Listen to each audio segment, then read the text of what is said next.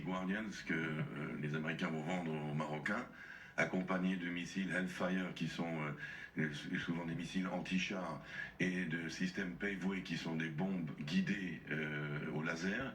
Tout ça marque donc une grande précision et donc c'est pas un armement de grande envergure, c'est pas quelque chose qui va changer quelque part la balance au Proche-Orient. D'ailleurs le Maroc est trop éloigné et ces drones, bien qu'ils aient une portée, une survie disons, de vol de 40 heures, une autonomie pardon, de 40 heures de vol, ne vont pas changer la donne au Proche-Orient comme le feront les F-35 aux mains des Émirats.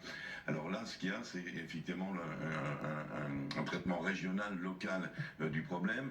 Le Polisario en premier, avec le Sahara occidental.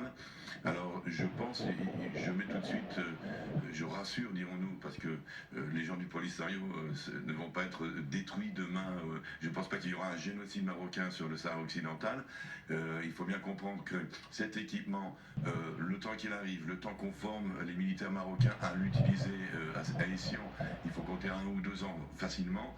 D'ici là, l'administration Biden va certainement ne pas bloquer cette vente, mais elle va sûrement mettre des conditions du côté. N'oublions pas que le Polisario, même si c'est un underdog, il y a une certaine sympathie pour ce mouvement un petit peu abandonné. Il n'a pas la chance du Hamas d'avoir des millions de dollars versés par les Iraniens et les Turcs. Il n'a pas la chance du Hamas, si c'est une chance, d'avoir des milliers de missiles. Pour le Front Polisario, c'est vraiment la guérilla à l'ancienne, dans le temps de l'époque Che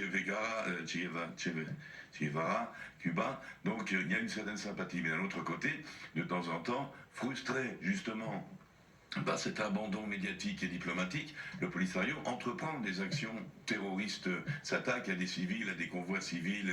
Il y a même un mur de sécurité qui a été bâti dans le Sahara occidental qui ressemble un petit peu au mur de sécurité que nous connaissons ici. Et donc, le Front Polisario, le Sahara occidental, c'est autour, c'est l'intervention algérienne, l'intervention mauritanienne. D'ailleurs, la France, par le passé, a aidé la Mauritanie contre le Front Polisario. Donc, vous voyez, il y a ici une possibilité de déstabiliser une région. Et donc, d'où ce matériel idéal, c'est un matériel qui est utilisé d'ailleurs des fois par les gardes-côtes aux États. Je pense que le roi du Maroc, le gouvernement marocain traverse une crise économique comme beaucoup de pays dans le monde, qui avait déjà même commencé un peu avant le Covid, mais le Covid évidemment l'a aggravé. Et la façon dont elle explique les choses, c'est exactement ça. Je pense que les soucis premiers aujourd'hui du Maroc, c'est l'économie, c'est le bien-être des citoyens. Alors il y a toujours ce problème du Sahara occidental. Il y aura certainement une coopération avec les Israéliens sur ce plan-là, mais je pense que des deux côtés, on est sur une voie de la paix et c'est